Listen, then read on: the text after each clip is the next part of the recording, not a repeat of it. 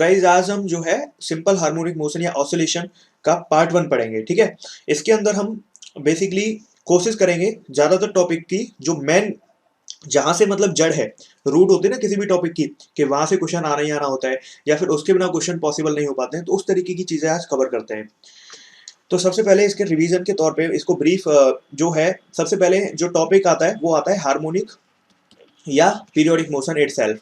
मतलब जब तक हमें यही नहीं पता रहेगा या हमें ये कंफर्म नहीं रहेगा तो हम नेगेटिव मार्किंग करके आ सकते हैं आए हुए या इजी क्वेश्चंस के अंदर, ठीक है। तो ऐसे मोशन जो एक पर्टिकुलर टाइम इंटरवल के बाद आपने रिपीट होते रहते हैं उनको हम क्या कहते हैं, पीरियोडिक मोशन या हार्मोनिक मोशन कहते हैं, ठीक है। जैसे हमारी धरती घूमती है सन के चारों तरफ वगैरह वगैरह, या कोई ट्यूनिंग फॉर्क है, आपने उसको घुमा दिया उसके पोंग्स को, ठीक है।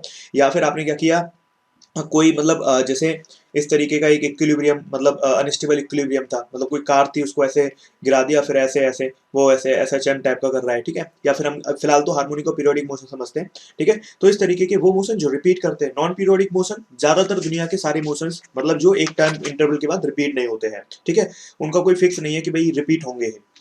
आगे बढ़ते हैं। अब देखिए, पीरियोडिक मोशन को थ्योरेटिकली तो हम आसानी से समझ लेते हैं, लेकिन क्वेश्चन थ्योरेटिकली नहीं आते हैं, क्वेश्चन आते हैं मैथमेटिकली।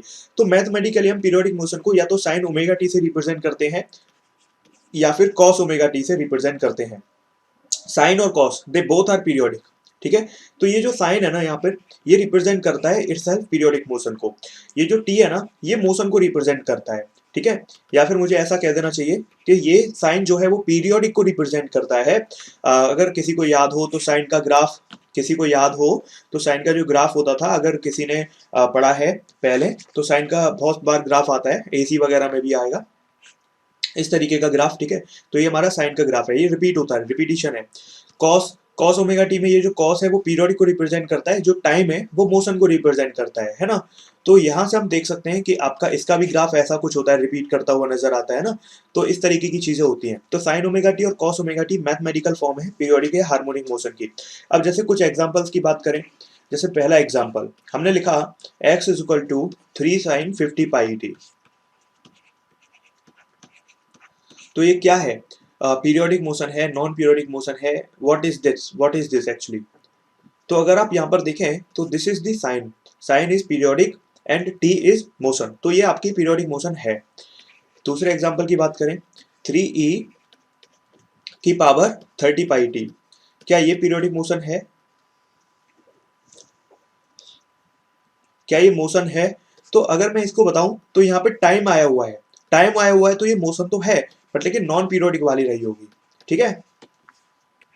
तीसरे नंबर पे देखते हैं, y is equal to 10 cos square 100t, is it periodic motion, non periodic motion. तो हम इसमें देख सकते हैं कि हमारा यहाँ पर cos स्क्वायर है, तो cos स्क्वायर है, लेकिन अगर हम बात करें cos स्क्वायर है तो उसका एम्पलीट्यूड बढ़ जाएगा, यानी कि अगर ये ग्राफ ऐसे बन रहा है तो ये मान लो स्क्वायर में ऐसे हो जाएगा, स्क्वायर में बेसिकली ये नेगेटिव में नहीं आएगा, फिर पॉजिटिव में आएगा, है ना। cos स्क्वायर है तो ये थोड़ा ऊपर से हो जाएगा, फिर ये पॉजिटिव में आएगा, ठीक है, क्योंकि स्क्वायर में नेगेटिव वाली चीज भी पॉजिटिव हो जाती है, इसके ऊपर थोड़ा एम्पलीट्यूड बढ़ जाएगा, फिर हमेशा ऐसे ही आता रहेगा, लेकिन रिपीटेशन तो है ना, और टाइम भी है, मतलब ये भी आपका पीरियोडिक मोशन है, ठीक है। तो इस तरीके से हम देख सकते हैं, हमें पहचान में आ जाना चाहिए कि कौन सा पीरियोडिक है कौन सा नॉन पीरियोडिक है, हालांकि ऐसे क्वेश्चन डायरेक्ट नहीं आएंगे बट हमें आना जरूरी है।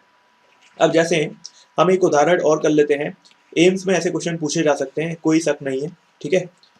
तो हमने एक एग्जांपल किया 10 cos 300 पाई टी, ठीक है, प्लस 5 log 300 पाई टी। तो हमें बताना है कि ये मोशन आपकी कैसी है, is it periodic, non periodic, सबका।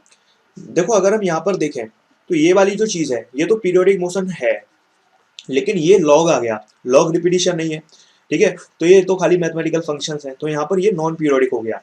अगर हम बात करें एक उदाहरण की, जैसे एक क्लास है, एक क्लासरूम में आपके मान लो 10 बच्चे हैं, और 10 में से 10 तो फिर कम है, मान लो 100 बच्चे हैं, 100 में से 50 बच्चे या 60 बच्चे ऐसे हैं जो आवाज कर रहे हैं, और 60 में से 40 बच्चे ऐसे हैं 100 में से जो एकदम शांत बैठे हुए हैं।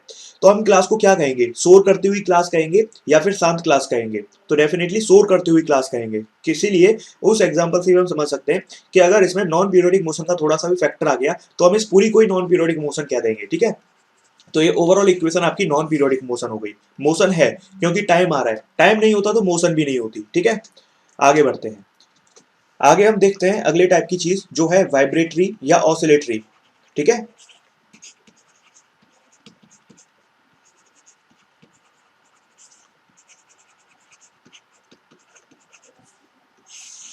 वाइब्रेटरी या ऑसिलेटरी मोशन की बात करें तो ऐसी मोशंस जो आपकी टू एंड फ्रो होती हैं, up and down, to and fro, आगे पीछे या ऊपर नीचे। ठीक है, ऐसी मोशंस के लिए वाइब्रेटरी या ऑसिलेशन मोशन यूज किया जाता है।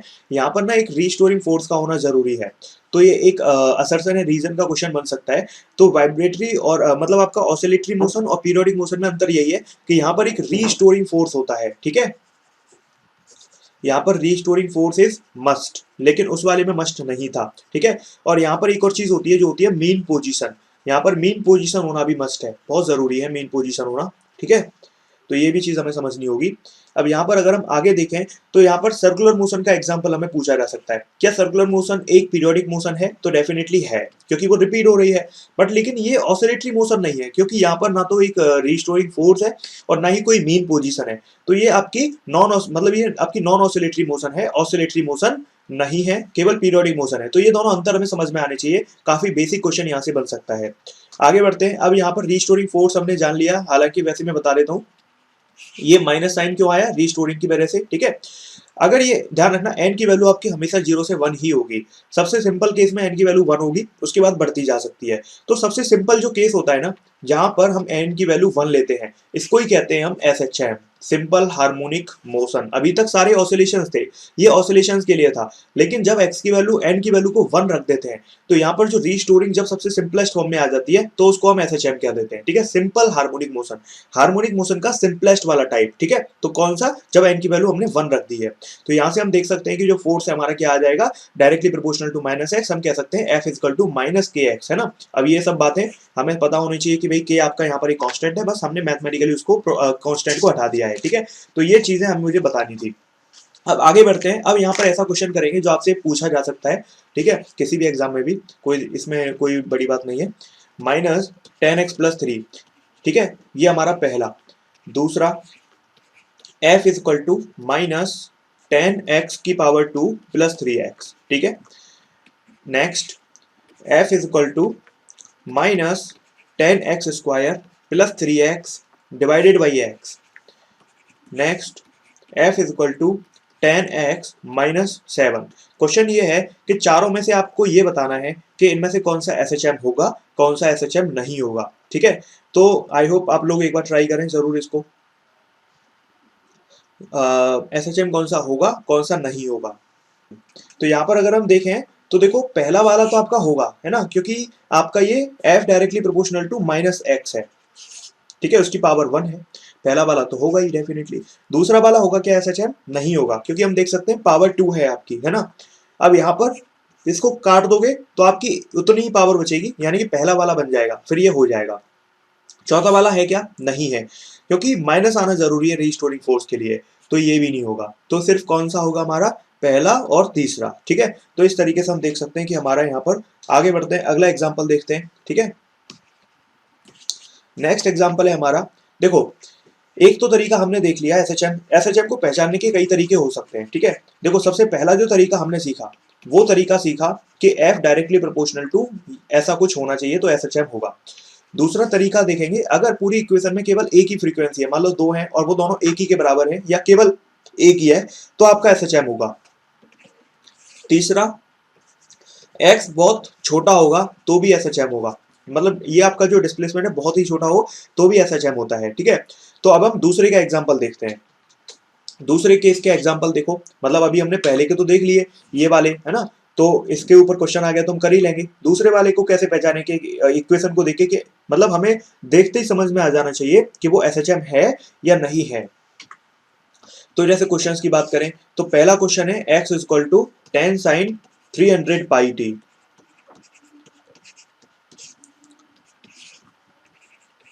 क्या पहला एसएचएम होगा कि नहीं होगा बताना है। दूसरा क्वेश्चन है हमारा x equal to 10 cos 100 pi t plus 5 sin 100 pi T. तो हमें इन दोनों को डिसाइड करना है कि कौन सा एसएचएम होगा, कौन सा नहीं होगा। ठीक है, तो जिनमें केवल एक ही फ्रीक्वेंसी है वो आपके एसएचएम होंगे। तो अगर हम देखें तो इस वाले में भी आपकी एक ही फ्रीक्वेंसी है और इस वाले में भी एक ही फ्रीक्वेंसी है, तो इसका मतलब क्या है, दोनों ही एसएचएम होंगे। ठीक है, तो है। आगे बढ़ते हैं, अगला क्वेश्चन देखेंगे। क्या ये एसएचएम होगा? मैं आपको बता दूं कि जो कॉस स्क्वायर थीटा होता है वो आपका 1 plus cos 2 theta divided by 2 के बराबर होता है। वैसे तो हम देख सकते हैं एक ही फ्रीक्वेंसी है तो बता सकते थे, लेकिन सॉल्व करके भी देखना है तो भी हम यहाँ पर ये वैल्यू पुट करके सॉल्व करके भी देख सकते हैं, तो हमारी जो आंसर है वो आ जाएगी और यहाँ से हमें पता चलेगा कि ये आपका एसएचएम होगा। ठीक है, तो इस तरीके से बेसिकली हमें ये चीजों को समझना होगा। ठीक है, चलिए अब यहाँ पर हम आगे बढ़ते हैं और आगे बढ़ने के बाद अगला क्वेश्चन देखते हैं।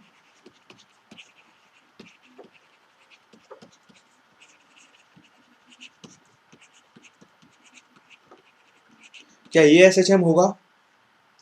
तो वेरी गुड, ये आपका एसएचएम होना भी चाहिए। अगर हम यहाँ पर देखें तो कॉस ओमेगा टी, इसका अगर हम ले लें कॉमन तो ये हो जाएगा cos square omega t plus ये हो जाएगा साइन स्क्वायर ओमेगा टी, है ना, ये पूरा 1 हो गया क्योंकि cos square theta plus sine square theta 1 होता है। तो आंसर आ गया कॉस ओमेगा टी। तो यहाँ से हम देख सकते हैं कि केवल एक ही फ्रीक्वेंसी है। ठीक है, तो इसका मतलब ये आपका एसएचएम होगा। ओके, जैसे मान लो x is equal to 10 sine 300 pi t, ठीक है, प्लस 6 साइन 120 पाई टी। तो हमें डिसाइड करना है कि ये एसएचएम होगा कि नहीं होगा। तो हम यहाँ पर देख सकते हैं इजिली कि यहाँ पर हमारा जो ओमेगा है वो 300 है और यहाँ पर ओमेगा हमारा 120 है, यानी कि एक ही इक्वेशन में हमारे दो दो ओमेगा आ गए। और जो ओमेगा होता है वो एंगुलर फ्रीक्वेंसी होता है जो 2 पाई एन के बराबर होता है। तो यहाँ से अगर हम देखें तो हमारा जो 2 पाई एन है वो कितना आ रहा है, वो आ रहा है आपका 50 और इस वाले केस में आएगा 60, सॉरी 150 और 60, यानी कि जो फ्रीक्वेंसी है वो एक ही इक्वेशन में दो है और एसएचएम में सबसे सिंपलेस्ट फॉर्म चलती है, यानी कि एक ही फ्रीक्वेंसी हो सकती है। तो इसका मतलब ये नहीं होगा एसएचएम की इक्वेशन। ठीक है, अगर हम आगे देखें तो यहां पर हम देखेंगे, यहां पर अगर देखें तो ओमेगा एंगुलर फ्रीक्वेंसी है, एन आपकी फ्रीक्वेंसी है। ठीक है, तो ये एंगुलर फ्रीक्वेंसी और ये फ्रीक्वेंसी है। ओके, आगे बढ़ते हैं। तो यहां पर हमने 3 शर्त देखी एसएचएम की। ठीक है, पहली वाली देखी ये वाली, दूसरी हमने जो देखी वो इक्वेशन में एक ही फ्रीक्वेंसी हो, तीसरी जो हम देखेंगे वो है स्मॉल डिस्प्लेसमेंट। ठीक है, तो ये तो हमें बताया जाएगा क्वेश्चन के अंदर, तभी हम कर सकते हैं फाइंड। आगे बढ़ते हैं। अब यहाँ पर हम देखेंगे कुछ टर्म्स और कुछ एलिमेंट्स एसएचएम के अंदर यूज होने वाले, जैसे मीन पोजीशन। ठीक है, तो मीन पोजीशन को हम एक्स इक्वल टू 0 से रिप्रेजेंट करेंगे इस चैप्टर के अंदर। ठीक है, तो ऐसी पोजीशन जिसमें एसएचएम एग्जीक्यूट होता है जिसके अबाउट। ठीक है, दूसरी होती है एक्सट्रीम पोजीशन।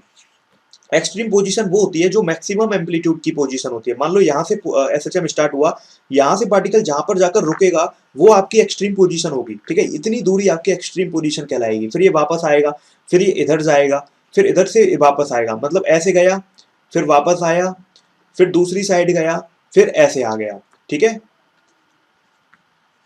तो यहां से जब ये आपकी अगर मीन पोजीशन है, एक्स इक्वल टू 0 है, तो इसको हम कहते हैं extreme position, x equal to plus a. तो दूसरी साइड वाली हो जाती है x equal to minus a. तो इस तरीके से हमारी यहाँ पर ये पूरी सिचुएशन रहती है। आगे देखें तो तीसरे नंबर पे आती है एसएचएम पाथ। एसएचएम पाथ मतलब जिस पाथ पर एसएचएम एग्जीक्यूट हो रहा है। ठीक है, इस पाथ की जो लेंथ होती है वो 2a होती है। ठीक है, देखिए कैसे लेंथ होती है 2a, ये मीन पोजीशन है, यहाँ से पार्टिकल यहाँ पर गया और आपका इधर गया, तो ये टोटल इधर से इधर a हो गई मीन पोजीशन से, और यहाँ से भी a हो गई, तो टोटल लेंथ कितनी हो गई, 2a हो गई। ठीक है, अब यहाँ पर आपका अगर मैं यहीं पर थोड़ा सा और बताऊं तो ये हमारी मेन पोजीशन है जिसको हम x इक्वल टू 0 से रिप्रेजेंट करेंगे। इस वाले हाथ को हम प्लस ए से ले लेंगे तो दूसरे वाली साइड को माइनस ए ले लेंगे। ठीक है, वो नेगेटिव एक्सट्रीम, ये आपकी पॉजिटिव एक्सट्रीम। ठीक है, तो ये आपकी एम्पलीट्यूड कहलाती है। एम्पलीट्यूड मतलब मैक्सिमम डिस्प्लेसमेंट। ठीक है, x इक्वल टू 0 मतलब मेन पोजीशन यहाँ से स्टार्ट हुआ है ये। ठीक है, अब ये आपका अगर हाँ ऐसा भी हो सकता है कि यहाँ कहीं और से स्टार्ट हो जाए तो वो अलग सिचुएशन है, हालांकि लेकिन हम जनरली फिलहाल अभी पढ़ रहे हैं मेन पोजीशन से स्टार्ट होने वाला। इसका भी देखेंगे कि जब ये यहाँ से स्टार्ट होगा तो क्या सीन रहेगा। ठीक है, चलो अभी ये इस तरीके की सिचुएशन है। ये हमने किया क्या है, बेसिकली ऐसे जो एसएचएम हो रही थी ना हमारी, इसको हमने जूम करके देखा है यहाँ पर। ठीक है, आगे बढ़ते हैं। अब एक टर्म है हमारा 1 एसएचएम, तो एक एसएचएम को हम कैसे डिफाइन करते हैं, जब एक पार्टिकल नेगेटिव एक्सट्रीम से पॉजिटिव एक्सट्रीम और वहां पर दोबारा वापस चला जाए तो उसको हम 1 एसएचएम कहते हैं, ठीक है। मतलब अगर मान लो मीन पोजीशन से स्टार्ट हुआ तो एक्सट्रीम पर पहुंच गया पॉजिटिव वाली पर, फिर पॉजिटिव एक्सट्रीम से फिर वो मीन पोजीशन पर, और फिर मीन पोजीशन से नेगेटिव एक्सट्रीम पर, और नेगेटिव से फिर मीन पोजीशन पर, मतलब आपका जहां था वहीं दूसरी बार में वापस आना चाहिए। जहां से एक बार निकल गया फिर एक बार वापस आ गया फिर दोबारा में वापस आएगा, तब एक एसएचएम कंप्लीट होगा। मतलब ए ए ए और ए, इसने जो डिस्टेंस कवर करी है वो 4a कवर करी है ना। और इसकी जो पाथ की लेंथ है वो 2a है, और डिस्प्लेसमेंट कितना है, 0 है। क्यों? क्योंकि वो जहां से स्टार्ट हुआ वहीं पर आ चुका है, ठीक है। तो अगर हम इसको ग्राफिकल रिप्रेजेंटेशन दें तो कैसा देंगे, पहली बात तो रिपीटेड वाला तो आएगा ही, है ना, sign omega T cos omega T. तो अगर हम यहाँ पर देखें तो अगर हमने ये मीन पोजीशन से स्टार्ट किया है तो हम ऐसा ग्राफ यहाँ पर बना सकते हैं, ठीक है।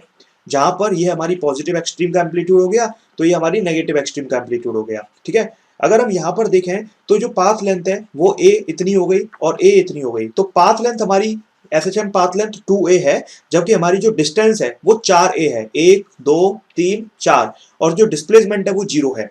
तो यहाँ पर लिख लें पाथ लेंथ हमारी कितनी है, 2a। ये क्वेश्चन डायरेक्ट पूछा जा सकता है इसीलिए। अगले नंबर पे डिस्टेंस कितनी है, डिस्टेंस है हमारी 4a, और डिस्प्लेसमेंट कितना है, 0, क्योंकि जहां से स्टार्ट हुआ वहीं पर आ गया, ठीक है। तो ये तीन चीजें हमारी यहाँ पर। पाथ लेंथ का मतलब है कि आपका एक एक्सट्रीम से दूसरे एक्सट्रीम तक की मैक्सिमम पोजीशन जिस पर ये एसएचएम कवर कर रहा है, ठीक है, जिस पाथ पर, ठीक है। इस तरीके की चीज है। अब आपसे पूछा जाए कि वर्क डन कितना होगा, क्योंकि डिस्प्लेसमेंट 0 है इसीलिए वर्क डन भी एसएचएम के अंदर 0 ही होगा, ठीक है। अगला जो टर्म है वो है एंगुलर फ्रीक्वेंसी, जो ओमेगा, अभी हमने देखा था ना ओमेगा वही वाला, इसको कहते हैं 2πn। ओमेगा होता है एंगुलर फ्रीक्वेंसी जो होता है 2πn के बराबर, या फिर फ्रीक्वेंसी और टाइम पीरियड एक दूसरे के इनवर्स होते हैं, तो 2π/t, ठीक है। तो इसकी यूनिट हो जाती है रेडियन, एंगल की वजह से अपॉन सेकंड टाइम की वजह से, तो ये हमारा ओमेगा हो गया, ठीक है। अब हम यहाँ पर देखें तो एसएचएम के दौरान डिस्प्लेसमेंट, वेलोसिटी और एक्सेलरेशन आपके जो क्या होते हैं वो हम अगर देखेंगे अभी, रुको। तो हमारे जो ओमेगा है वो 2πn हो गया, ठीक है। ये बहुत जरूरी चीज है, हमें पता होना चाहिए। अब आगे बढ़ते हैं। अगर हम देखें तो हमारे एक्सेलरेशन, डिस्प्लेसमेंट और ये वेलोसिटी क्या होता है एसएचएम के दौरान, तो एसएचएम के दौरान जो डिस्प्लेसमेंट होगा वो होता है a sin omega t plus minus five. Five आपका बेसिकली एक तरीके से फेज डिफरेंस है, मतलब आपका जो फेज एंगल है वो है, ठीक है। अभी समझ में आ जाएगा। ये हमारा डिस्प्लेसमेंट की इक्वेशन है, ठीक है। ये तब है जब पार्टिकल मीन पोजीशन से स्टार्ट हुआ है। अगर पार्टिकल एक्सट्रीम पोजीशन से स्टार्ट होता है तो उस केस में ये साइन की जगह कॉस हो जाएगा, ठीक है। अभी उसको बाद में देखेंगे, फिलहाल इसको देखते हैं। अच्छा, अगर हमें वेलोसिटी निकालनी है तो क्या आएगी, dx/dt। जब हम इसका डिफरेंशिएट करेंगे तो साइन की जगह कॉस हो जाएगा और आपका ओमेगा बाहर आ जाएगा, क्योंकि इसका हम अलग से करेंगे। तो इसका मतलब जो वेलोसिटी आएगी वो कितनी आएगी, a omega cos omega t plus five, है ना, प्लस माइनस, क्योंकि नेगेटिव और पॉजिटिव एक्सट्रीम की वजह से। एक्सेलरेशन इसका भी डिफरेंशिएशन होता है, तो एक्सेलरेशन का क्या होगा, ये हो जाएगा हमारा minus a omega square sine omega t plus minus five.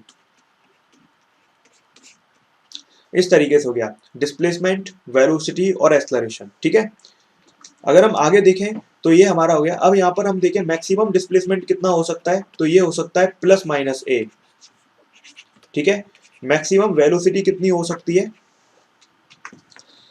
अगर हम देखें मैक्सिमम डिस्प्लेसमेंट साइन की मैक्सिमम वैल्यू हो जाएगी, है ना। तो साइन की मैक्सिमम वैल्यू 90 डिग्री, है ना, तो इसीलिए ये पूरा 90 डिग्री हो गया तो 1 हो जाएगा। तो या तो प्लस ए हो सकती है या माइनस ए। वेलोसिटी की मैक्सिमम वैल्यू, कॉस की मैक्सिमम वैल्यू भी 1 होती है, तो मतलब ए ओमेगा हो सकती है, या तो प्लस ए ओमेगा या माइनस ए ओमेगा। और आपकी एक्सेलरेशन की माइनस ए ओमेगा स्क्वायर हो जाएगी, ठीक है। तो इस तरीके से हम यहाँ पर वी मैक्स की वैल्यू लिखे तो प्लस माइनस ए ओमेगा, और लेकिन ए मैक्स की वैल्यू कितनी हो जाएगी, माइनस प्लस ए ओमेगा स्क्वायर। इसमें अंतर क्या है, देखो पहले उनमें ऊपर प्लस है जबकि इसमें ऊपर माइनस है। इसका कारण क्या है, ये पहले से एक माइनस लगा हुआ है, ठीक है। तो जो चीज वहां पर माइनस की है वो प्लस की हो जाएगी, और जो चीज प्लस की है दूसरों में वो यहाँ पर माइनस की हो जाएगी, ठीक है। तो इसीलिए हमारा ये थोड़ा सा ध्यान रखना है, ए मैक्स क्या है, वी मैक्स क्या है और ए मैक्स क्या है, ये सब हमारे बार बार काम आएंगे, ठीक है। अब हम आगे बढ़े तो यहाँ पर हमसे क्वेश्चंस कुछ पूछे जा सकते हैं। ध्यान रखना, यहाँ पर आपका मीन पोजीशन पर आपका जो एक्स होता है वो हमें 0 लेना है, ठीक है। और एक्सट्रीम पोजीशन पर एक्स हमें ए लेना है। अब वो डिपेंड करता है प्लस ए है या माइनस ए, एक्सट्रीम नेगेटिव है पॉजिटिव, ठीक है। तो ये चीज हमें ध्यान रखनी है, ठीक है। ये एक्सट्रीम के लिए है। अब जैसे क्वेश्चन की बात करें तो यहाँ पर आपका एक प्रीवियस ईयर्स में आया हुआ क्वेश्चन था कि आपको जो एक्सेलरेशन है वो बेसिकली अल्फा दिया गया और जो वेलोसिटी है वो बीटा दी गई, ठीक है। तो आपसे पूछा गया कि आपका जो टाइम पीरियड है वो कितना होगा। जो ए है ना वो मैक्सिमम एक्सेलरेशन है और जो वी है वो मैक्सिमम वेलोसिटी है। तो हमें जो ओमेगा वाला फॉर्मूला था अभी अभी हमने देखा था, ओमेगा 2 पाई अपॉन टी था, तो हमने क्या करना है, ओमेगा फाइंड करना है और उसको उस फॉर्मूले में रख देना है, तो टाइम पीरियड हमारा कैलकुलेट हो जाए। ठीक है, बस हमें असल में अगर देखें ना तो हमें कुछ करना नहीं था, हमें सिर्फ वैल्यू को इधर से उधर पुट करना था। हमारा जो मैक्सिमम एक्सेलरेशन होता है वो क्या होता है, ए ओमेगा स्क्वायर। ठीक है, इसको कैपिटल ए ले लेते हैं क्योंकि वो हमने स्मॉल ए लिया हुआ है, क्योंकि ये एम्पलीट्यूड है जबकि ये एक्सेलरेशन है। जो वेलोसिटी है वो क्या होती है, जो वेलोसिटी है वो हमारी होती है ए ओमेगा। हमने पिछली अभी भी देखा था, इस देखो ए ओमेगा और ए ओमेगा स्क्वायर। तो अगर हमें इतना पता चल गया तो बस हमारा काम हो चुका है। बस करना क्या था, ओमेगा की वैल्यू फाइंड करनी थी। क्यों करनी थी, क्योंकि टाइम पीरियड होता है 2 पाई अपॉन ओमेगा। ठीक है, अगर हमें ओमेगा की वैल्यू पता चल जाती तो काम हो जाता। अब कैसे पता करें ओमेगा की वैल्यू, करना क्या था, हमें सिर्फ इधर से उधर वैल्यू शिफ्ट करनी थी। ठीक है, तो हम क्या करें, अगर बीटा की वैल्यू इसमें पुट कर दें तो हमारा जो एक्सेलरेशन है वो ए ओमेगा स्क्वायर है। ठीक है, अगर हम यहाँ पर देखें ओमेगा बाहर ले लें तो अंदर आपका ए ओमेगा बचेगा, और ए ओमेगा का मतलब बीटा, तो जो ए है ना वो हमारा बीटा टाइम्स ऑफ ओमेगा आ गया। यानी कि ओमेगा की वैल्यू आपकी क्या है, ए अपॉन बी है। बेसिकली देखा जाए तो ए अपॉन बी हो गई। ठीक है, अगर ये ए अपॉन बी है तो इसका मतलब क्या है, ओमेगा की वैल्यू पुट करनी है 2 pi beta upon a, not alpha. Upon में ए आएगा, अल्फा नहीं आएगा, ऊपर बीटा आएगा। ठीक है, तो ये आंसर बिल्कुल सही है, 2 पाई बीटा अपॉन ए। ये क्वेश्चन हमारा आया हुआ था, बहुत ही लेटेस्ट नीट में आया हुआ था। ठीक है, चलिए आगे बढ़ते हैं। अब हम यहाँ पर बेसिकली रिलेशंस को देखेंगे। ठीक है, वैसे तो हमने रिलेशंस देखा, ए के बीच में और एक्स के बीच में ये होता है, लेकिन इसके ऊपर ग्राफ भी बन सकता है। ठीक है, कैसा ग्राफ बन सकता है, हम यहाँ पर देख सकते हैं ए एक्स के डायरेक्टली प्रोपोर्शनल होगा अगर हम ए को इधर लें और एक्स को इधर लें तो। ठीक है, तो स्ट्रेट लाइन ग्राफ बनेगा, क्योंकि नेगेटिव है तो हम नेगेटिव बनाएंगे। ठीक है, ऐसे करके। ऊपर इधर क्यों बनाया, क्योंकि नेगेटिव एक्सट्रीम और पॉजिटिव एक्सट्रीम दो चीजें होती हैं, है ना। तो यहाँ पर एक्स की प्लस ए वाली वैल्यू हो गई इस वाले केस में, और इस वाले केस में एक्सेलरेशन की माइनस वाली वैल्यू हो गई, है ना।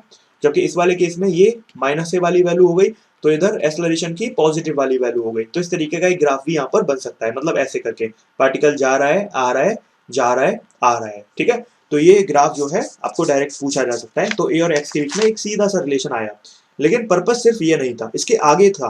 क्वेश्चन डायरेक्ट कहां से पूछे जाते हैं, एक इक्वेशन होती है डिफरेंशियल इक्वेशन ऑफ एसएचएम। उसका मतलब क्या है, अगर हम एक्सेलरेशन को लिखें minus of omega square x, तो एक्सेलरेशन को हम दूसरे शब्दों में लिख सकते हैं D square x upon D T square. ये हमारा बेसिकली काइनेमेटिक्स से आया है। तो यहाँ पर हम देखें तो हमने इसको दूसरी साइड अगर शिफ्ट कर दें तो हमें दिखेगा इस तरीके की कुछ इक्वेशन। तो बेसिकली ये इंपॉर्टेंट क्यों है, क्योंकि इसके ऊपर ना डायरेक्ट क्वेश्चन पूछे जाते हैं इसके कंपैरिजन से। तो इसीलिए हमें थोड़ा सा माइंड में रखना जरूरी है कि एक्सेलरेशन को हम ऐसे भी लिख सकते हैं। ठीक है, तो ये एक रिलेशन है यहाँ पर, तो इसको इस इक्वेशन को हम क्या कहते हैं, differential equation of SHM. Okay, तो ये हमें ध्यान रखना है। ध्यान रखना क्वेश्चन में ना नेगेटिव साइन से आपको कंफ्यूज करेंगे, ये साइन कई बार नेगेटिव आपको दे दिया जाएगा, फिर आप फंस जाओगे, है ना। तो ये चीज अपने माइंड में ध्यान रखें। ओके, अगर हम आगे बढ़ें तो यहाँ पर एक क्वेश्चन करके देखें तो कैसा क्वेश्चन हमारा यहाँ पर इस इक्वेशन से आ सकता है। तो यहाँ पर आपको एक डिफरेंशियल इक्वेशन ऑफ एसएचएम दी गई है, आपको बताया जाएगा कि डिफरेंशियल इक्वेशन ऑफ एसएचएम है ये। ठीक है, और यहाँ पर आपको क्या बताना है, टाइम पीरियड की वैल्यू, टाइम पीरियड की वैल्यू फाइंड करनी है। तो अगर हम यहाँ पर देखें तो हमारा जो टाइम पीरियड आएगा वो कैसे निकाल सकते हैं, ओमेगा से निकाल सकते हैं। ठीक है, तो ओमेगा से निकालेंगे कैसे कि 2 पाई अपॉन टाइम पीरियड, है ना, ओमेगा ये होता है। तो टाइम पीरियड निकालना है तो 2 पाई अपॉन ओमेगा कर दें, और हमारी जो इक्वेशन आई ना उस हिसाब से ये ओमेगा स्क्वायर है यहाँ पे, तो ये वैल्यू ओमेगा स्क्वायर की है। तो ओमेगा स्क्वायर की वैल्यू 121 है, तो ओमेगा की वैल्यू कितनी आई, +-11। ठीक है, अब यहाँ पे हम प्लस लेंगे या माइनस, तो टाइम पीरियड पूछा है, क्या टाइम पीरियड कभी नेगेटिव होता है, नहीं होता। इसका मतलब क्या है कि आपको यहाँ पर वैल्यू कौन सी लेनी है, आपको जो वैल्यू लेनी है वो वैल्यू लेनी है आपकी प्लस वाली। तो ओमेगा की जो वैल्यू आएगी वो कितनी आएगी, सॉरी टाइम पीरियड की जो वैल्यू आएगी वो कितनी आएगी, 2 पाई अपॉन ओमेगा। ओमेगा की वैल्यू कितनी आई है, 11। अच्छा, पाई की जगह भी वैल्यू पुट कर देते हैं, 22/7। तो आंसर कितना आएगा, 4/7 सेकेंड्स। ठीक है, तो 4/7 इज राइट आंसर। आगे बढ़ते हैं। अब हम यहाँ पर ना अलग टाइप के क्वेश्चंस पूछे जाते हैं। कई बार क्या पूछा जाता है आपको, कई बार आपको ना अभी क्वेश्चंस करेंगे आगे, तो आपको बेसिकली ध्यान रखना है टाइम पीरियड एसएचएम के दौरान क्या होता है, देखो जो फोर्स होता है वो माइनस ऑफ के एक्स होता है, ये तो हम जानते हैं, रीस्टोरिंग फोर्स। तो हमारा जो के होता है ना बेसिकली, जब हम यहाँ पर फोर्स की वैल्यू पुट करते हैं एम इंटू ए, ठीक है, मास इंटू एक्सलरेशन, तो यहाँ से हमें क्या पता चलता है, यहाँ से हमें पता चलता है कि जो फोर्स है बेसिकली वो माइनस के एक्स आता है, और जो के की वैल्यू रहती है वो एम ओमेगा स्क्वायर के बराबर रहती है, ठीक है, जहां पर ये जो एम है वो मास है। तो आपको ध्यान रखना है ये जो आपका कांस्टेंट होता है आपका यहाँ पर रीस्टोरिंग फोर्स में, तो ये आपका एम ओमेगा स्क्वायर के बराबर होता है। दूसरी चीज क्या ध्यान रखनी है, जो टाइम पीरियड होता है वो आपका 2 pi under root m upon k हो जाता है, ठीक है, ये भी हमें ध्यान रखना होगा। तो इस तरीके की चीजें यहाँ पर होती हैं। आगे अगर हम बढ़े तो हमारा जो रिलेशन है वो आपका एक्स एंड वी के बीच में बहुत जरूरी है, डिस्प्लेसमेंट और वेलोसिटी के बीच में, ठीक है। तो अगर हम यहाँ पर देखें तो एक्स जो होता है वो हमारा क्या था, a sine omega t plus minus five के बराबर था, ठीक है। तो अगर हम यहाँ पर देखें तो x अगर हम a को उठाकर अपॉन में ले आए, इस वाले a को उठाकर अगर यहाँ पर हम अपॉन में ले आए, तो यहाँ पर अगर ये आ गया तो हमारा ये ऐसे बन जाएगा, और ऐसे ही हम v के साथ कर लें तो हमारा ये ऐसे बन जाएगा। तो जब हम यहाँ पर देखेंगे, इसको सॉल्व करेंगे, इन दोनों को सॉल्व करेंगे, तो ये sine square theta plus cos square theta 1 हो जाएगा। तो हमारा जो यहाँ पर बचेगा वो कितना बचेगा, x square plus a square v square upon a omega का स्क्वायर इक्वल टू 1, ठीक है। ये आपको ध्यान नहीं रखना है, ठीक है, ये सिर्फ ग्राफ के लिए जरूरी है क्योंकि ये इलिप्स का रिलेशन है, ठीक है, x square upon a square plus y square upon b square, है ना। इलिप्स के बारे में मैंने ग्रेविटेशन वाले चैप्टर के अंदर लेक्चर नंबर शायद 10 या 11 में बताया है बिल्कुल अच्छे तरीके से। तो अगर आपको वो देख लेना एक बार, इलिप्स के बारे में सारी इंफॉर्मेशन मिल जाएगी, ठीक है, जितनी जरूरत है उतनी, क्योंकि वहां पे सैटेलाइट मोशन होती है तो उसके लिए इलिप्स जरूरी है। यहाँ पर इलिप्स के लिए सिर्फ कुछ भी ऐसा खास जरूरी नहीं है, सिर्फ आपका ये पता होना चाहिए कि इलिप्स बनता है, ठीक है। हालांकि मैं अभी आपको एक तरीका बताऊंगा याद रखने का कि कब इलिप्स बनेगा कब क्या बनेगा, ठीक है। ध्यान रखना है यहाँ से जो पर्पस था वो ये था कि जब हम इसको सॉल्व करते हैं ना तो एक फॉर्मूला हमें मिलता है, वेलोसिटी का एक फॉर्मूला मिलता है ओमेगा अंडर रूट ए स्क्वायर माइनस एक्स स्क्वायर।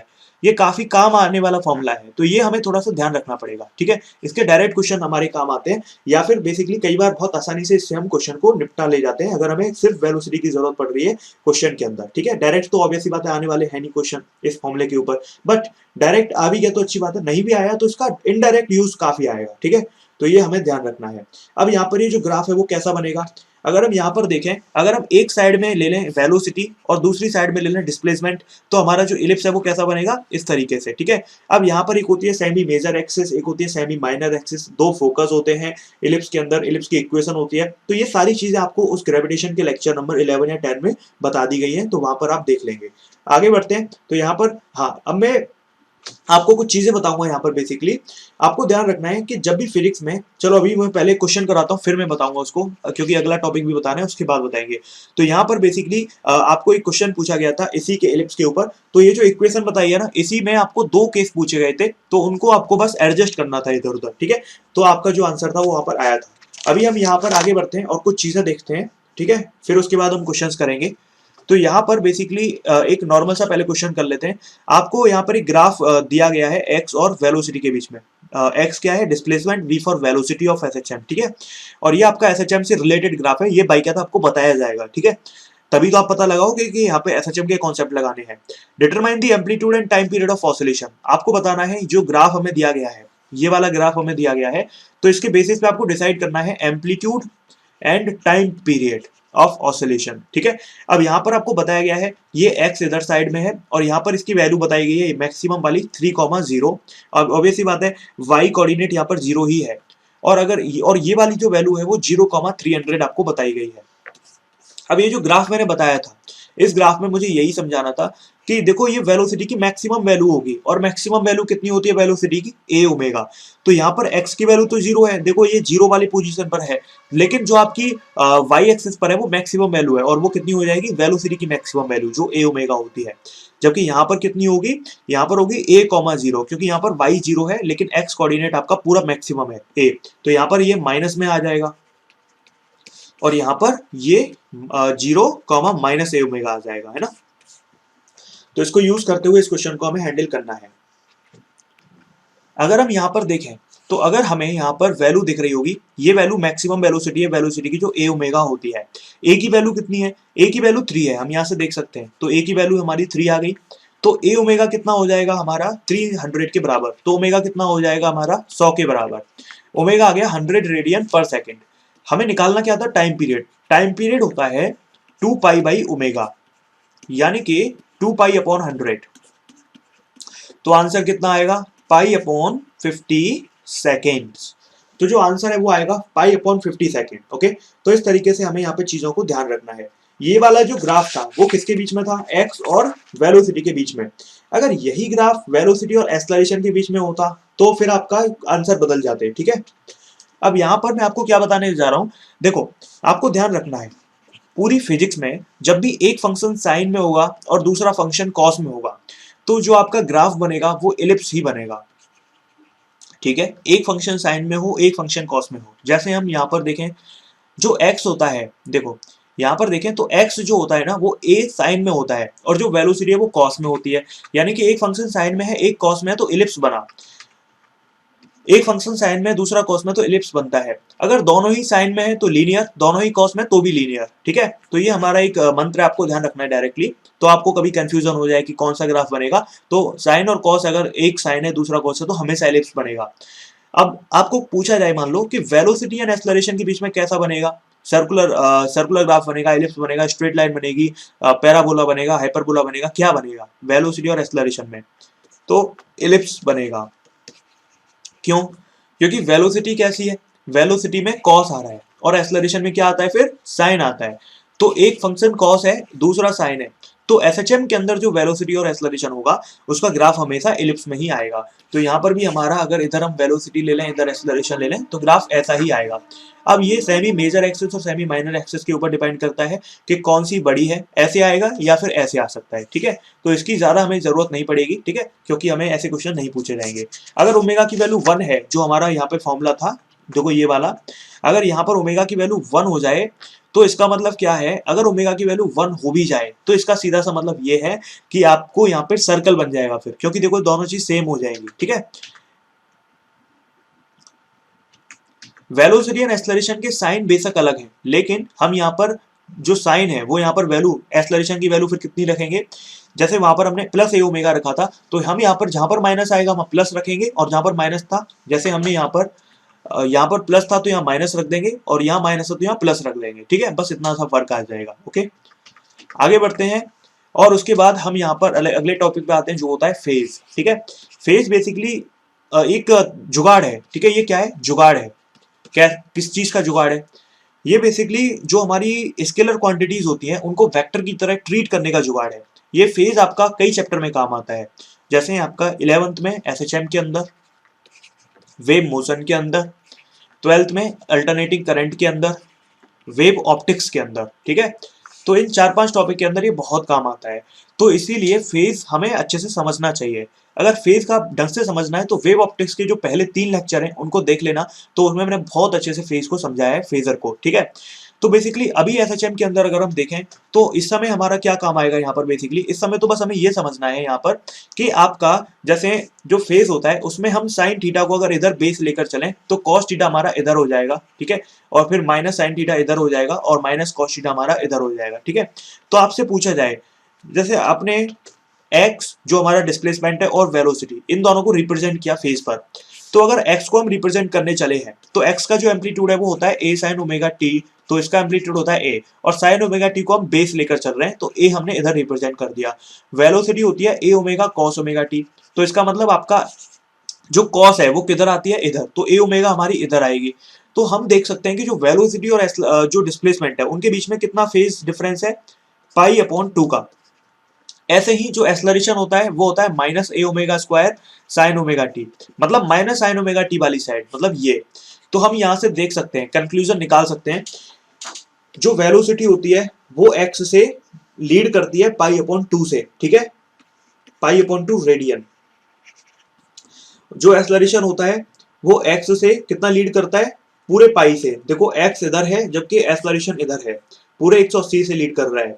और जो एक्सेलरेशन ऑफ वेलोसिटी है उसमें पाई अपॉन 2 का रहेगा, एक्सेलरेशन लीड करेगा पाई अपॉन 2 से। ठीक है, तो इस तरीके से हम यहाँ पर बेसिक चीजों को समझ सकते हैं। ओके, इससे ज्यादा फेज का हमें यहाँ पर कोई यूज नहीं करना है। क्यों नहीं यूज करना है? क्योंकि जहां जहां फेज का यूज होता है फेजर का, उसको मैं एक सरल तरीके से आपको बताऊंगा, तो आपके सारे क्वेश्चन चुटकियों में निकलने लगेंगे। तो फेजर की कभी आपको खास जरूरत नहीं पड़ेगी, क्योंकि ये काफी लेंथी तरीका भी हो जाता है कई बार आसान भी रहता है, कई बार यूजफुल भी होता है। ठीक है, तो हम जब क्वेश्चन प्रैक्टिस करेंगे SHM के अच्छे से, तो उस दौरान हम जब प्रेजेंटेशन देख रहे होंगे तो वहां पर मैं और अच्छे से डिस्कस कर दूंगा फेजर के क्वेश्चंस को, तो आपको क्लियरिटी होगी कि फेजर के क्वेश्चंस को हैंडल कैसे करना है। ठीक है, अभी यहाँ पर जो है बस इतना ध्यान रखना है फेजर का जो भी बताया गया है। आगे अगर हम बढ़े तो यहाँ पर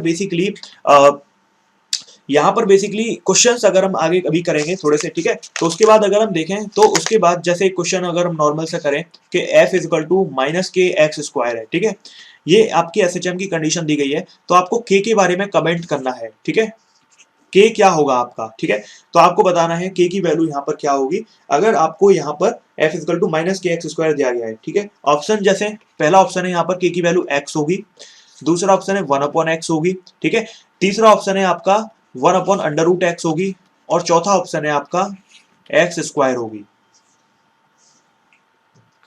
तो यहां पर अगर हम देखें तो फोर्स हो जाएगा माइनस के एक्स। तो इसका मतलब क्या है? इसका मतलब ये है कि हमारा जो k है वो ऐसा होना चाहिए जिससे ये वैल्यू पावर कम हो जाए। तो ऐसा कब होगा? जब दूसरा ऑप्शन होगा। ठीक है, तो आंसर आ जाएगा 1/x। ओके, आगे बढ़ते हैं हम यहाँ पर, और उसके बाद मैंने आपको बताया था कि अगर पार्टिकल मेन पोजीशन से स्टार्ट होता है तो हमारी x की वैल्यू होती है a sin omega t dash dash plus 5 होगी अगर, तो वेलोसिटी की क्या होती है a cos comma comma, acceleration की क्या होती है माइनस a ओमेगा स्क्वायर। ठीक है, ये ध्यान रखना ओमेगा और इसमें साइन, और फिर से हमने रिपीट कर दिया। ये तब है जब पार्टिकल मेन पोजीशन से स्टार्ट हो रहा है। अगर यही पार्टिकल किसी भी एक्सट्रीम पोजीशन से स्टार्ट होता है तो फिर x की वैल्यू हो जाएगी a cos, ठीक है, वेलोसिटी की हो जाएगी माइनस a ओमेगा साइन, और एक्सेलरेशन की हो जाएगी minus a omega square cos। ठीक है, तो ध्यान रखना है अगर वही पार्टिकल एक्सट्रीम पोजीशन से स्टार्ट होता है तो वो a cos हो जाएगा। कारण क्या है उसका? एंगल वाला खेल। ठीक है, तो हमें यहाँ पर बेसिकली देखो, अगर पार्टिकल मीन पोजीशन से स्टार्ट हो रहा है तो x की वैल्यू 0 होनी चाहिए, यानी कि हमारा जो साइन ओमेगा टी है उसमें साइन की एंगल की वैल्यू 0 होनी चाहिए। और मैं अभी आपको बताऊंगा कि जब पार्टिकल मीन पोजीशन पर होता है तो उसका जो ये फेज होता है वो 0 डिग्री होता है, जबकि वो किसी भी एक्सट्रीम पोजीशन पर होता है तो वहां पर जो एंगल आता है वो कुछ और आता है। वो कितना आता है उसको भी डिस्कस करेंगे। ठीक है, तो यहाँ पर बेसिकली आप सोच ही रहे होंगे कितना आता होगा। अगर इसके हिसाब से देखें तो कितना आ रहा होगा? 90 डिग्री आता होगा, तभी वो आपका a के बराबर होगा। ठीक है, तो वही हम चीज देखेंगे। तो आपको फिलहाल ये ध्यान रखना है कि पार्टिकल अगर मेन पोजीशन से स्टार्ट करेगा तो उसकी इक्वेशंस क्या रहेंगी, और एक्सट्रीम से स्टार्ट करेगा तो क्या रहेंगी। ठीक है, ये डिपेंड करता है फेज के ऊपर। अभी इसके ऊपर बहुत अच्छे से डिस्कशन करेंगे, तो कोई बड़ी बात नहीं है, अभी समझ में आ जाएगा। ठीक है, आगे बढ़ते हैं, और एक बहुत इंपॉर्टेंट हम टेबल देखने वाले हैं। ठीक है, और उस टेबल को समझने की कोशिश करेंगे। ठीक है ना, उस टेबल के बाद आपके क्वेश्चंस काफी आसान होने लगेंगे, जो आपके टिपिकल SHM वाले क्वेश्चन होते हैं। ठीक है, तो क्वेश्चन नहीं करने हैं, अभी टेबल करते हैं एक। तो इस तरीके से हमने क्या किया, यहाँ पर एक हमने लाइन ड्रॉ करी। यहाँ पर मान लो मीन पोजीशंस थी। ठीक है, ये जो मीन पोजीशन थी, पार्टिकल सपोज यहीं से स्टार्ट हुआ और x की वैल्यू यहाँ पर 0 होती है। ठीक है, एक पोजीशन हम a/2 की ओर ले रहे हैं। कारण क्या है? a/2 के काफी क्वेश्चन पूछे जाते हैं इसीलिए। और लास्ट हमारी प्लस a वाली जो एक्सट्रीम पोजीशन है, इधर हम देखें तो माइनस a/2 लेंगे, और इधर हम देखें तो माइनस a लेंगे। तो अब हमारा जो टारगेट है वो क्या है? यहां से जो मैक्सिमम पॉसिबल क्वेश्चंस पूरे चैप्टर में बन सकते हैं इसी के अंदर हम खत्म कर दें, यानी कि हमें ज्यादा सोचना ना पड़े, ज्यादा मेहनत ना करनी पड़े, और नेगेटिव मार्किंग भी ना हो। तो अगर हम यहाँ पर देखें तो अगर पार्टिकल मीन पोजीशन से स्टार्ट हुआ है तो उसको a/2 दूरी कवर करने में, देखो पहली बात तो वो कितना हिस्सा चला। अगर वो यहां से यहां पर गया तो उसने केवल 1/8 हिस्सा चला है टोटल मोशन का। कि ऐसा क्यों? क्योंकि अगर आप देख रहे हैं यहां से ऐसे गया, यहां पर पड़ा है ना, एक बार ऐसे आया, फिर उसके बाद वो वापस गया, फिर मीन पोजीशन पर आया होगा। यानी कि एक बार उसने चला, फिर दोबारा चला, फिर उसके बाद यहां से चला तीसरे नंबर पे, फिर उसके बाद यहां से चला चौथे नंबर पे। ठीक है, तो ऐसे अगर हम देखें तो 4 बार वो मोशन कर रहा है। अच्छा, फिर उसके बाद अगर आप देखें तो जब वो यहाँ पर आया है, ठीक है, जब वो यहाँ पर आया है तो उसने कितना चला होगा, केवल 1/8। फिर उसके बाद उसने 1/8, फिर उसके बाद 1/8, फिर 1/8, फिर 1/8, क्योंकि आधा मोशन किया है ना, तो यहाँ से यहाँ तक 1/4 कर रहा है, तो इसका आधा 1/8 होता है। मतलब यहाँ से मेन पोजीशन से प्लस a/2 तक उसने 1/8 मोशन कवर कर लिया। फिर उसके बाद उसने 1/8 हिस्सा दोबारा कर लिया, ठीक है। इधर भी 1/8 कर रहा है, इधर भी 1/8 कर रहा है, ये एक बार की बात है। इसमें दोबारा जब घूम के आ रहा है तो फिर दोबारा 1/8 कर ही लेगा वो, ठीक है। तो एक बार फिर से 1/8 करेगा, 1/8, एक बार जा रहा है, एक बार आ रहा है ना, फिर एक बार 1/8, फिर 1/8, ठीक है। पहले तो हमें ये पता होना चाहिए, क्योंकि कई बार क्वेश्चन में डायरेक्ट ही पूछा जा सकता है कि 3/4 जब वो पोजीशन पे है इस तरीके से, टाइम के हिसाब से भी, तो हमें ये क्लियरिटी होनी चाहिए कि जो एसएचएम हो रहा है, एसएचएम पाथ की एक एक क्लियर, हमें जो बात है वो एक एक क्लियरिटी होनी चाहिए, ठीक है, कि कितने समय में वो कितना मोशन और कितना हिस्सा कवर कर रहा है। अब यहाँ पर अगर हम देखें तो ये 1/8 है क्या, बेसिकली ये ना आपके टाइम पीरियड का हिस्सा है, ठीक है, मतलब सॉरी, मोशन जो आपका डिस्टेंस है उसका हिस्सा है टोटल का, ठीक है। आगे बढ़ते हैं, अब टाइम पीरियड की बात करते हैं। तो देखो ध्यान रखना आगे से कि जो टाइम पीरियड लगता है ना मेन पोजीशन से कहां तक जाने में, यहाँ प्लस a/2 तक जाने में, वो टाइम पीरियड लगता है टोटल टाइम पीरियड का 12वां हिस्सा।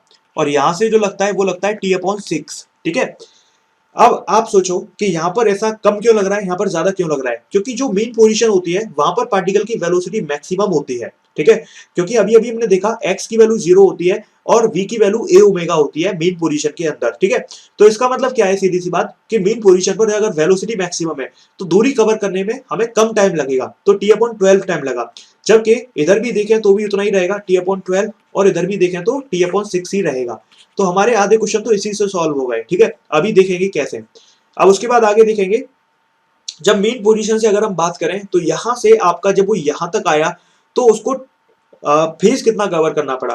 तो देखो वेव ऑप्टिक्स में एक रिलेशन आपको बताया जाता है, ठीक है। तो वो रिलेशन क्या होता है, डेल्टा x/2 पाई, ठीक है। ये आपका वेवलेंथ, उसकी sorry lambda is equal to delta phi pi.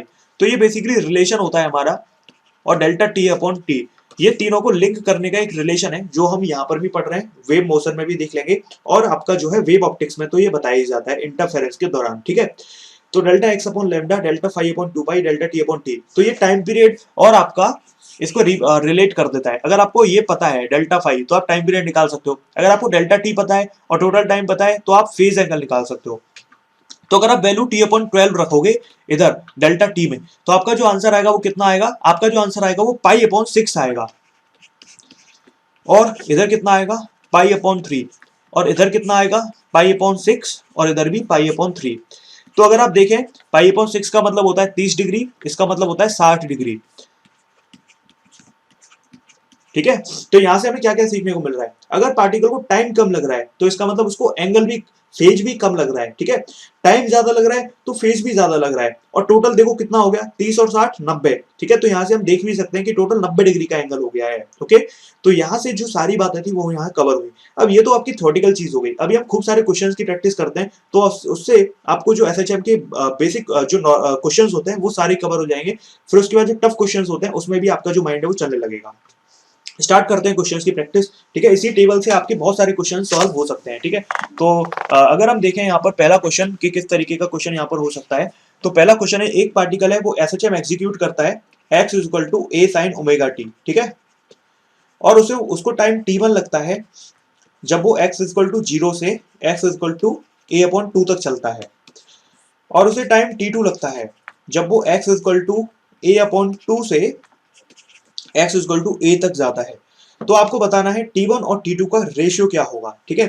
तो बहुत से लोग तो समझ गए होंगे कि भाई क्या बेसिकली यहाँ पर टेबल के हिसाब से समझ गए होंगे आप लोग कि किस चीज का रेशियो पूछा है। जब वो 0 से a/2 पर जाएगा और a/2 से a पर जाएगा तो उन दोनों में जो टाइम पीरियड का रिलेशन है वो हमें बस बताना है, ठीक है। इतना सा क्वेश्चन है। तो अगर हम इस क्वेश्चन में देखें तो x इक्वल टू 0 से a/2 तक वो जा रहा था तो उसे t/12 टाइम लग रहा था, और a/2 से a तक t/6 टाइम लगता है। तो यहाँ पर आप अगर आप रेशियो निकालने बैठे तो क्या रेशियो आएगा, t/12 डिवाइडेड बाई t/6, तो आंसर आएगा 1/2।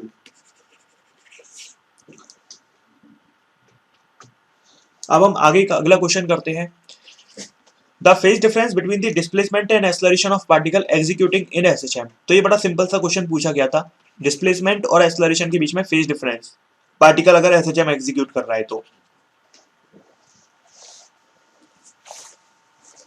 कितना फेज डिफरेंस होता है डिस्प्लेसमेंट और एक्सेलरेशन के बीच में, ये हमें बताना है। ठीक है, तो मैंने फेजर में बताया था ना कि डिस्प्लेसमेंट को इधर लो, एक्सेलरेशन को किधर लो, उस तरीके से डिसाइड करना है। फेजर बनाकर देख सकते हो।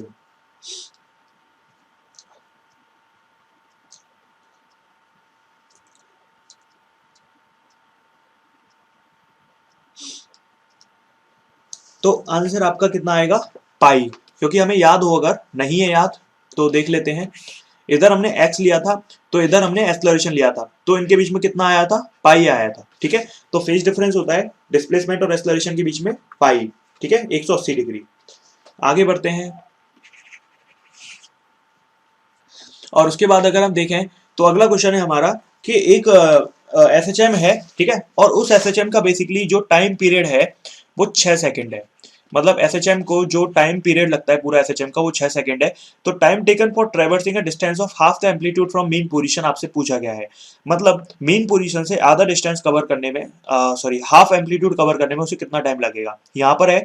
तो यहाँ से a/2 तक पहुंचने में उसको कितना टाइम लगेगा ये पूछा है, अगर उसका जो टाइम पीरियड है मोशन का वो इतना है तो। ठीक है,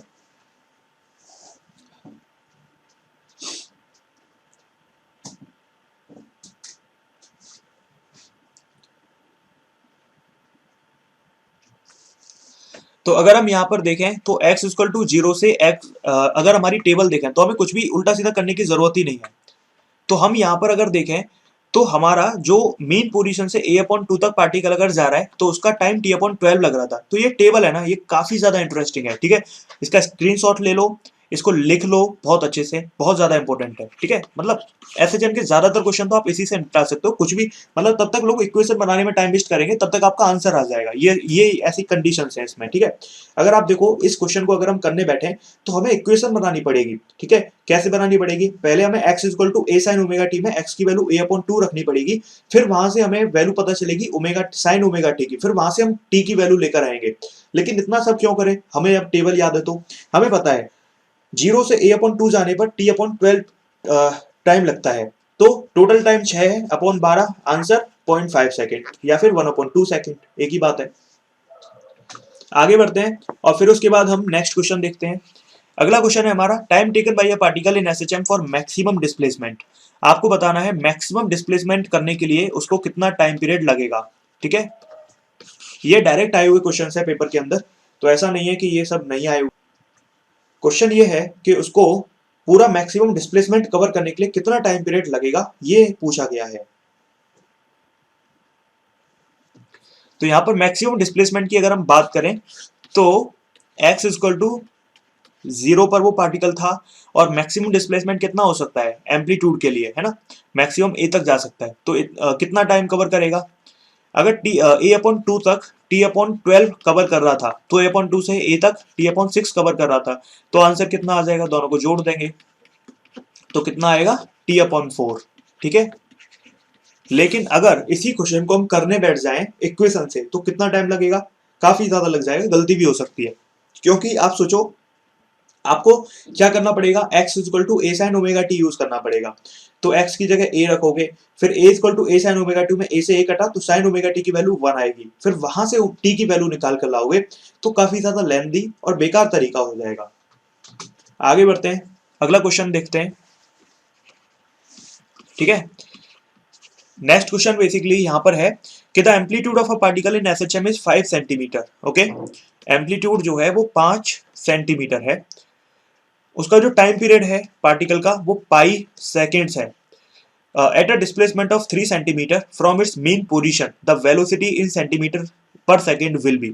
आपसे वेलोसिटी पूछी है कब, जब वो 3 सेंटीमीटर पर सेकेंड पर है, सॉरी 3 सेंटीमीटर डिस्प्लेसमेंट है उसका। ठीक है, क्वेश्चन समझ में नहीं आया होगा, दोबारा बता देता हूँ। ऐसे क्वेश्चन पूछ रहा है, मान लो पार्टिकल मेन पोजीशन पर है और यहां से यहां तक जो एम्पलीट्यूड है उसका, मतलब जो मैक्सिमम एक्सट्रीम पोजीशन तक पहुंचने में उसको 5 सेंटीमीटर कवर करना पड़ता है। तो आपसे पूछा है कि जब वो 3 सेंटीमीटर पर पहुंच जाएगा तो उस समय पर उसकी वेलोसिटी कितनी रही होगी। ये उस टाइप का क्वेश्चन है जो एग्जाम में बिल्कुल आ सकता है। ठीक है, क्योंकि इस क्वेश्चन को करने में आपको देखो कितना टाइम लग रहा है ना, टाइम लग सकता है 1 मिनट से ज्यादा टाइम आराम से लग सकता है पेपर में, क्योंकि पेपर में ना दिमाग नहीं चलता है कि भाई पेपर में ये एवरेज क्वेश्चन है, ना तो इजी है ना टफ है, ये एवरेज क्वेश्चन है, तो पेपर में कभी भी दिमाग चलता ही नहीं है। तो ध्यान रखना, एग्जामिनर हमेशा एवरेज क्वेश्चन को सबसे ज्यादा देता है, तो ऐसे क्वेश्चन की प्रैक्टिस हमें बहुत ज्यादा करनी है। तो इस सेशन को देखने के बाद, इस लेक्चर को देखने के बाद एसएचएम के खूब सारे क्वेश्चंस की प्रैक्टिस करने की कोशिश करनी है, ठीक है। कम से कम कोशिश करें, एसएचएम बहुत ज्यादा अब आपके लिए सब कुछ आसान हो गया है, तो कोशिश कर लें कि भाई 60-70 क्वेश्चंस तो कर ही लें, ज्यादा नहीं तो मेरे हिसाब से तो 100 क्वेश्चंस कर लें तो बेहतर रहेगा, ठीक है।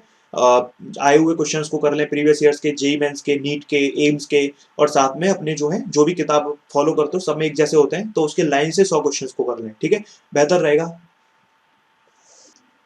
तो हम इस क्वेश्चन को देखते हैं कि भाई क्या हो सकता है।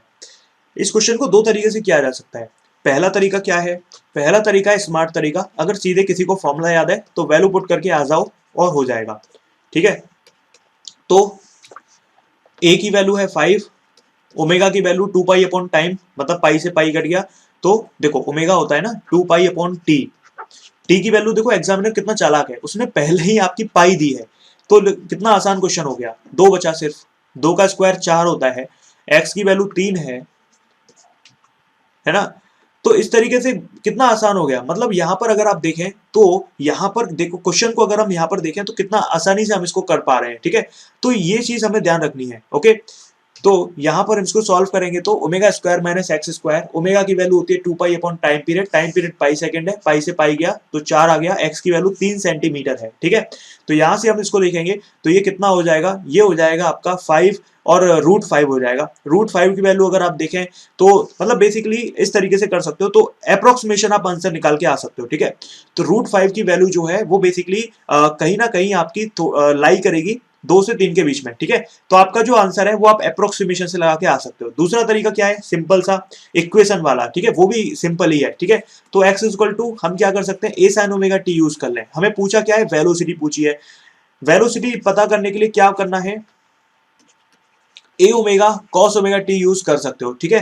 तो यहां पर अगर हम देखें तो हमारा ए ओमेगा कॉस ओमेगा टी में यहां पर हमारी जो ए है वो भी पता है, ओमेगा भी पता है, कॉस ओमेगा टी की वैल्यू पता चल जाए तो वो यहां से पता चल जाएगी। साइन की वैल्यू निकाल के कॉस की वैल्यू रख सकते हैं। तो एक्स की वैल्यू कितनी है 3, ए की वैल्यू कितनी है 5, तो 3/5 साइन ओमेगा टी की वैल्यू है। तो कॉस की कितनी आएगी 4/5। तो वेलोसिटी कितनी आएगी, वेलोसिटी आएगी वो आएगा आपका ए कितना है हमारा 5, ओमेगा की वैल्यू कितनी है 2 पाई अपॉन टाइम पीरियड, तो 2 पाई अपॉन टाइम पीरियड कितना हो जाएगा 2, कॉस ओमेगा की वैल्यू हो जाएगी 4/5, तो आंसर आ जाएगा हमारा 8 मीटर पर सेकेंड।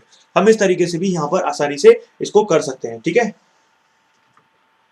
यस, ये थोड़ा सा फॉर्मूला यहाँ पर गलत यूज हो गया है, तो वेलोसिटी हमारी जो हो जाएगी वो इस तरीके से यहाँ पर कर सकते हैं, ठीक है। तो आंसर जो यहाँ पर आ जाएगा वो कितना आ जाएगा 2 इंटू ए की वैल्यू कितनी है आपकी 5, 25, 25 में से 9, 16, तो आंसर 8, ठीक है। यहाँ से भी बिल्कुल सही आ रहा है, तो ये फॉर्मूला सही कर लेना। तो omega √a² minus x square, ठीक है। तो ये वाला जो तरीका था ना, ये आपका इस वाले क्वेश्चन के हिसाब का नहीं था, लेकिन ध्यान रखना ये वाला तरीका ज्यादा काम आता है। फॉर्मूला हमेशा काम नहीं आएगा, फॉर्मूला कभी कभी काम आता है, ठीक है। तो ये जो इक्वेशन वाला तरीका है ये बहुत काम आता है, एक्सेलरेशन निकालना है या फिर किसी और चीज को निकालना है, ठीक है। तो ये उसमें भी ग्राफ बनाना है, कुछ भी बनाना है, तो ये फॉर्मूला ज्यादा काम आए, फॉर्मूले से ज्यादा ये चीज ज्यादा काम आएगी इक्वेशन वाली, ठीक है। तो इसीलिए आपको इक्वेशन वाला तरीका सीखना चाहिए। फॉर्मूला तो हम रख के वैल्यू लिख के निकाल ही सकते हैं, ठीक है। तो ये चीज हमारे काम की हो गई। अब हम यहाँ पर आगे बढ़ेंगे और यहाँ पर अगले क्वेश्चंस को देखेंगे कि हमारे और आगे क्वेश्चंस कैसे पूछे जा सकते हैं, ठीक है। नेक्स्ट क्वेश्चन करते हैं। तो हम यहाँ पर अगला क्वेश्चन क्या है, एक बॉडी है जिसका मास 5 ग्राम है, ठीक है। एक बॉडी है जिसका मास 5 ग्राम है और वो एसएचएम एग्जीक्यूट करती है। तो पेपर में हमेशा दिया जाएगा कि एसएचएम का क्वेश्चन है या किसका है, आपको दिख जाएगा। उसके बाद आपको बताना है एम्पलीट्यूड जो है एसएचएम का वो है 10 सेंटीमीटर, मैक्सिमम वेलोसिटी दी गई है जो वी मैक्स है वो दी गई है 100 सेंटीमीटर पर सेकंड, ठीक है। यूनिट का हमेशा ध्यान रखें क्योंकि कई बार हमें चेंज करनी पड़ सकती है। अब देखो सारी सिस्टम ग्राम सेंटीमीटर, इसका मतलब सीजीएस सिस्टम है, तो कोई टेंशन ही नहीं है।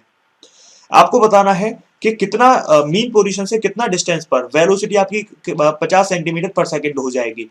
मतलब क्वेश्चन ये है, अगर मैं यहाँ पर समझाऊं तो ये हमारा एसएचएम पाथ है, पहले पार्टिकल यहाँ पर था, तो यहाँ से जब वो एम्पलीट्यूड उसका जो एम्पलीट्यूड है वो भी दिया गया है, ठीक है। ए की वैल्यू दी गई है आपकी 10। तो क्वेश्चन ये है कि अगर उसकी मैक्सिमम वेलोसिटी 100 है तो हम जानते हैं कि जो हमारा ये वाला पोजीशन होती है मीन पोजीशन, वहां पर मैक्सिमम वेलोसिटी हमारी 100 होती है। तो जो वी मैक्स है ना वो आपकी तो जो वी मैक्स है ना वो हमारा 100 दिया गया है, ठीक है। और हम जानते हैं जो मीन पोजीशन होती है ना वहां पर Vmax 100 होती है, मतलब सॉरी मैक्सिमम वेलोसिटी होती है, और जो एक्सट्रीम पोजीशन होती है वहां पर वेलोसिटी की मिनिमम जो है वैल्यू होती है, ठीक है। तो हमें क्वेश्चन ये पूछा गया है कि वेलोसिटी जब 50 हो जाएगी, 100 से घटते घटते घटते 50 हो जाएगी, मान लो यहाँ कहीं हो गई, तो ये जो 50 हो जाएगी तो आखिर ये कितना डिस्टेंस कवर कर चुका होगा ये हमें बताना है, मतलब कितना डिस्प्लेसमेंट इसका हो चुका होगा, ठीक है। सीधे शब्दों में कहें हिंदी में तो इसका मतलब ये है कि x की वैल्यू फाइंड करनी है जब v की वैल्यू 50 है। तो हमारा आंसर यहाँ पर फिर कितना आ जाएगा, तो हम यहाँ पे नॉर्मल इक्वेशन यूज कर लेते हैं, क्योंकि उसमें जो हमारी वो वाली इक्वेशन वो फॉर्मूला था वो तो यूज होगा नहीं, क्योंकि हमारा ओमेगा नहीं पता है। तो इसका मतलब हमें क्या यूज करना पड़ेगा, हमें अपनी नॉर्मल इक्वेशन को यूज करना पड़ेगा, ठीक है। तो यहाँ पर हम नॉर्मल इक्वेशन यूज करने में मास की भी जरूरत नहीं पड़ेगी, एम्पलीट्यूड की जरूरत पड़ेगी बस, ठीक है। और वेलोसिटी की तो जरूरत पड़ी जाएगी, उसमें कोई दिक्कत ही नहीं है। तो हम जानते हैं वेलोसिटी होती है a omega cos omega T. तो अगर ये वेलोसिटी 100 है, ठीक है, सॉरी वेलोसिटी हमारी 50 है ना, क्योंकि देखो v होती है v max cos omega T, क्योंकि v मैक्स ही तो a ओमेगा होता है, तो a ओमेगा की जगह हम v मैक्स लिख सकते हैं। तो वेलोसिटी 50 है, मैक्सिमम वैल्यू 100 है, तो कॉस ओमेगा टी की वैल्यू पता चल जाएगी, ठीक है। तो आंसर कितना आएगा 1/2, इससे ये कट गया तो 2 बार, तो 1/2, यानी कि कॉस ओमेगा टी हमारा ना 1/2 आ गया। तो ये कब जब 1/2 है, तो साइन ओमेगा टी इस केस पे कितना रहा होगा, √3/2, है ना, क्योंकि अगर कॉस ओमेगा टी 1/2 है तो थीटा की वैल्यू 60 डिग्री रही होगी, ठीक है। तो अगर 60 डिग्री है तो साइन में 30 डिग्री रही होगी। तो हमें पूछा है एक्स, एक्स होता है हमारा ए साइन ओमेगा टी, है ना। तो हमें वही करना है जो हमने पिछले क्वेश्चन में किया था, एक्स की वैल्यू फाइंड करनी है। एम्पलीट्यूड की वैल्यू कितनी है, एम्पलीट्यूड की वैल्यू है हमारी 10, √3/2, तो आंसर आ जाएगा 5√3, ठीक है। दैट्स इट, इतना सा ये क्वेश्चन था, ओके। तो इस तरीके से हम देखो इक्वेशन का यूज करके कितनी आसानी से क्वेश्चंस को कर सकते हैं, ठीक है। तो ये डिपेंड करता है हमारे प्रेजेंस ऑफ माइंड के ऊपर, हमें कब इक्वेशन यूज करनी है, कब फॉर्मूला यूज करना है, that's completely depend on presence of mind, ठीक है। अगला क्वेश्चन करते हैं, नेक्स्ट क्वेश्चन देखते हैं कि क्या है। नेक्स्ट क्वेश्चन करते हैं,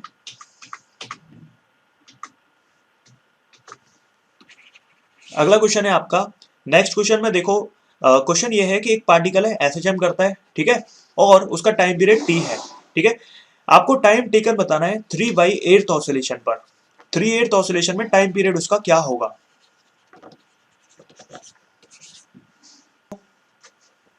अगर हमें याद हो तो हमने देखा था एक उस वाली टेबल के अंदर, देखो 1/8 1/8 1/8, यानी कि क्वेश्चन ये पूछा है कि जब आप 3 बार 1/8 मूव कर चुके होंगे, 1/8 1/8 और 1/8 मान ऐसे मान लो, तो आपका आपने कितना टाइम पीरियड इसमें लिया होगा, मतलब कितना टाइम आपको लगा होगा अगर टोटल टाइम पीरियड मोशन का टी है तो, ठीक है। ये क्वेश्चन है। तो इसको करने के कई तरीके हो सकते हैं। सबसे सिंपल तरीका क्या है, टेबल का यूज करके टाइम को जोड़ लें, उससे ज्यादा सरल तरीका नहीं है। फिर दूसरे नंबर पे क्या है, अपना नॉर्मल इक्वेशन वाला तरीका, फिर उससे कर सकते हो, ठीक है। तो पहले तो फिर भी माइंड में ये डिसाइड करना ही पड़ेगा कि पार्टिकल कहां पहुंच चुका होगा, ठीक है, तभी हम एक्स की वैल्यू यूज करके वहां से टाइम पीरियड को ला सकते हैं, ठीक है। तो यहां पर अगर हम देखें तो इसको कैसे समझ सकते हैं, अगर वो 1/8 चलेगा तो उसको कितना टाइम लगेगा, 1/8 मोशन में जो टाइम लगेगा उसको कितना लगेगा, अगर हम उसी टेबल पर जाएं, 1/8 कवर करने में उसको T/12 लगता है, अगला 1/8 करने में T/6 लगता है, फिर अगला 1/8 करेगा तो भी T/6 लगेगा, यानी कि टोटल टाइम जो लगा पहले 1/8 में T/12 और 2 बार उसका T/6 लगा, तो दोनों को ऐड कर देते हैं, T/12 plus T/6 plus T/6, तो आंसर कितना आएगा, ऑब्वियस ही बात है 5T/12 आएगा, ठीक है। तो इस तरीके से हमारा ये क्वेश्चन यहाँ पर हो सकता है, ओके। तो ऐसे क्वेश्चन हमें यहाँ पर पूछे जाते हैं, बहुत ज्यादा कठिन क्वेश्चन एसएचएम में नहीं आते हैं, ठीक है। उसके बाद सिंपल पेंडुलम पढ़ेंगे तो वहां पर कुछ क्वेश्चन आपके आ सकते हैं, ठीक है। तो वहां पर एक इंटरेस्टिंग फॉर्मूला होता है टाइम पीरियड का, ओके। चलो अगला क्वेश्चन करते हैं और देखते हैं नेक्स्ट क्वेश्चन और कैसे पूछे जा सकते हैं।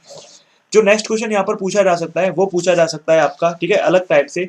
तो हमने अभी क्वेश्चन चेंज किया, एक बॉडी है और वो ऑसिलेट करती है, एसएचएम है उसका, एसएचएम में ऑसिलेट करती है, और उसकी जो इक्वेशन है वो आपका 5.0 कॉस 2πt प्लस एक्स, इस तरीके, sorry not x, pi, okay. तो इस तरीके की उसकी एसएचएम की इक्वेशन है। जब टाइम आपका 1.5 सेकेंड है, ठीक है। तो आपको उसका डिस्प्लेसमेंट, उसकी स्पीड और उसका एक्सलरेशन कैलकुलेट करके लाना है।